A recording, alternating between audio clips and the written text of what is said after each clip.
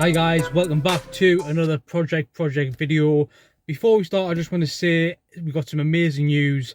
Our last video, which was the L322 £1,000 Range Rover, that has just reached 1,000 views in under 4 days. Now that is a massive achievement for the channel.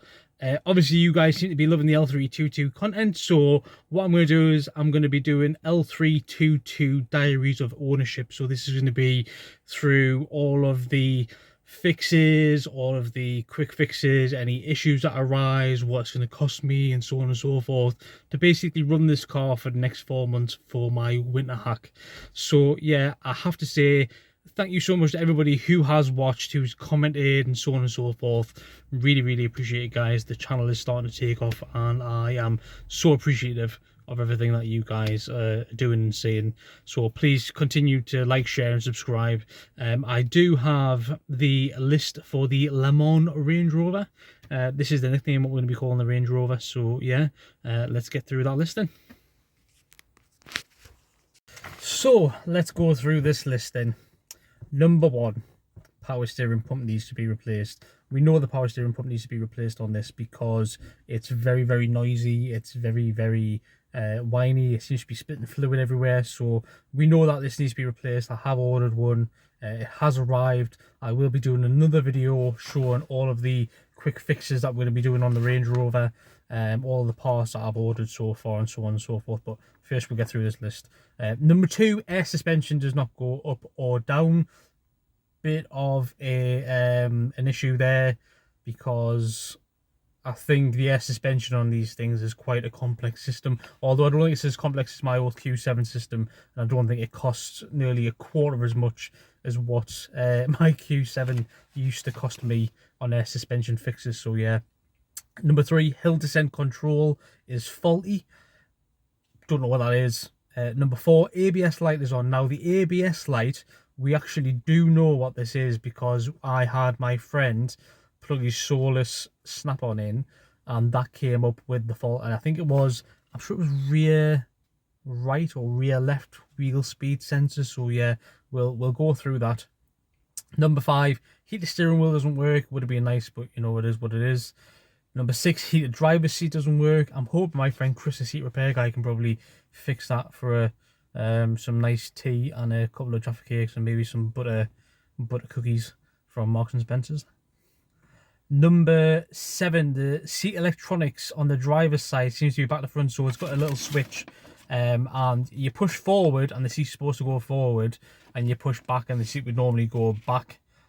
This, you push it forward and it goes back, you push it back and it goes forward. So I'm guessing the switch is just the wrong way around or whatever. Number 8, the rear upper tailgate is completely rotten. Absolutely rotten, like horrendously rotten. Sorry, I've actually left my pod at home, so I'm gonna have to hold this here, like so. I'm just gonna quickly, there you go. Yeah, so the rear upper tailgate is completely rotten. I have actually found a very good used one in a break-ins yard close to where I live. So I think it's £100. The only thing is it's silver. So I'm probably gonna get it painted from my friend Paul or Tom, who's gonna be doing that for us. Where are we? Number 9, the rear lower tailgate doesn't open. Now this did work when I first saw the car originally, and I can't seem to figure out why it doesn't open. I've tried the deadlock system, where I know sometimes the deadlocks on these Range Rovers on the front doors and the rear doors sometimes happen, and I've tried to have a look at it, but I think it could just be a switch issue or a sensor issue, whatever it is. Number 10, side lights don't work. I do actually know what is wrong with the side lights. This car actually had a 2012 front end originally that somebody had put onto it. Chris bought the car basically to get the 2012 front end taken off to put on his L322, so he did the front end swap, and I think it's something to do with there's a slightly different wire needs to be back to front for the 2012 headlights to work on a 2006. So yeah, I do know what that is. It's just finding time to get that fixed. Number 11, I think number 11 is probably going to be down to the power steering pump. Steering has a lot of play and is quite vague, but I think if that pump isn't pumping the fluid around at the correct rate and the correct pressure, I think definitely that could cause that issue. So once we do the power steering pump, we'll see if it does need a rack or not. If it does need a rack, I think I've been quoted £250 or £225 for a completely refurbished rack, which isn't a Chinese copy, it's just a genuine Land Rover rack. Where are we? Number 12, fuel filler cap is knackered. It looks like the actual, what do you call it, like the metal part of the fuel filler cap has just been sort of hammered in. I don't know why. Clearly somebody's knackered the cap, or it looks like somebody's potentially ran the cap over and just put it back in. I have ordered one of those, that is on the way. Number 13, TV doesn't work. I think the Vogue did come with the TV system, and for some reason it's not working. Don't know what that is, haven't really looked into it. Parking sensors don't work, front and rear. Reversing camera doesn't work. 16, the wheels and tyres. Sorry, yes, sorry, TV was number 13. Parking sensors was number 14. 15 was reverse camera. 16 we're on now. That's wheels and tyres are staggered, wrong offset, wrong rolling radius. Somebody's put horrendous BMW X5 wheels and tyres on this car, and it really, it just doesn't look right, doesn't look nice. So I'm just going to get them taken off. I have found a set of wheels on eBay which I am going to purchase, so more to come with that, and hopefully a video of them getting fitted and how it looks so different and so on and so forth. 17, corrosion on the arches. It's an L322 in the end of the day. It's a 16-year-old Land Rover. That is going to be, you know, something that is coming on these, so it is what it is. Corrosion on the near side sill. Now the near side sill at the back, I think that could do with probably some welding before its next MOT, so we'll delve into that later on in the L322 ownership, and maybe have a little look at that and see how badly it is, if it needs a new sill. From what I've seen is you can't actually buy the new sills for these, believe it or not. Number, where are we at? Number 18 was the corrosion on the sills. Number 19, general corrosion underneath. I think it just needs a quick wire wheel and then an underseal of some sort. Number 20, this car, believe it or not, has no service history at all. I'm usually pretty good with buying cars with service history. You know, it's one of those things I like to look at when you're buying a used car. Does the tyres match, service history, so on and so forth. From what I told, the previous owner of this car lost that and the logbook. And number 21 is that has got no logbook. Luckily, I thought I had a new keeper slip with it. As I've looked at it, typed a new keeper slip into the DVLA website, and it just basically has rejected it, and said that there's been another logbook applied for since then.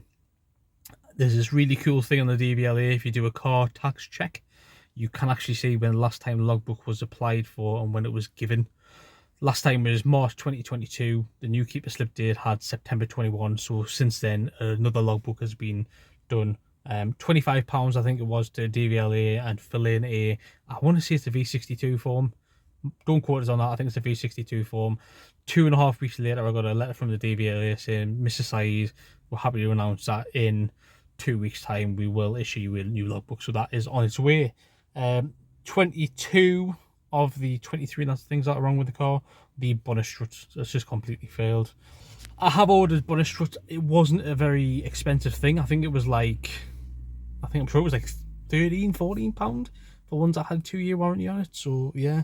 And 23, the previous quarters on both sides have had a previous poor repair. I think at some point it's had a bit of a ding, and obviously the somebody's put a little bit of too much filler in there and it's starting to come out. So yeah, but do you know what it is, that list there, that list, I honestly don't think it's that bad of a list, if I'm honest with you. I mean, from what I've been looking at, I think the ABS light, the rear wheel speed sensor, is linked to the hill descent control, because that basically, the ABS system controls the hill descent control once I've started reading up on this. And once an ABS system is at fault, it basically throws off the hill descent control, and the hill descent control also is linked to the air suspension. So I'm really hoping that that ABS wheel speed sensor is going to fix the air suspension and the hill descent control. It wasn't a very expensive item. It was not a genuine Land Rover Jaguar one. It was just a eBay one. I think it was $15.99 delivered, and there was a 2-year warranty on that part as well. So yeah, I don't think I've got a bad example here. I will be doing some servicing. I do with every car, regardless whether it's just had a service or not. I do servicing. I just pay one of my lads to do the servicing for me after work.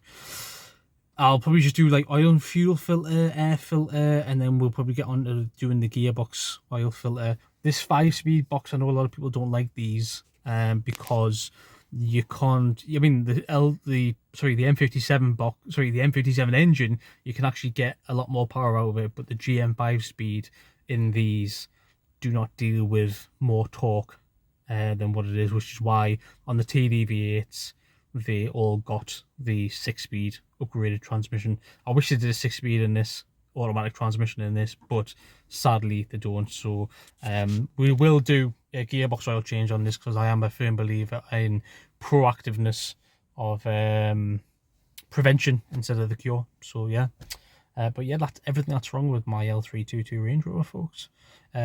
Like I said, if you haven't already, please like, share and subscribe. Like I said, I do this as a hobby. But thank you so much for everybody's comments, everybody's support, everybody's criticism, because I do actually take the criticism on board as well. But yeah, I just want to say a massive thank you to everybody who has watched these videos and who continues to watch these videos, and I hope to give you even more amazing content over the next few months of my L322 Range Rover ownership. I'll see you later, folks. Cheers now. Bye bye.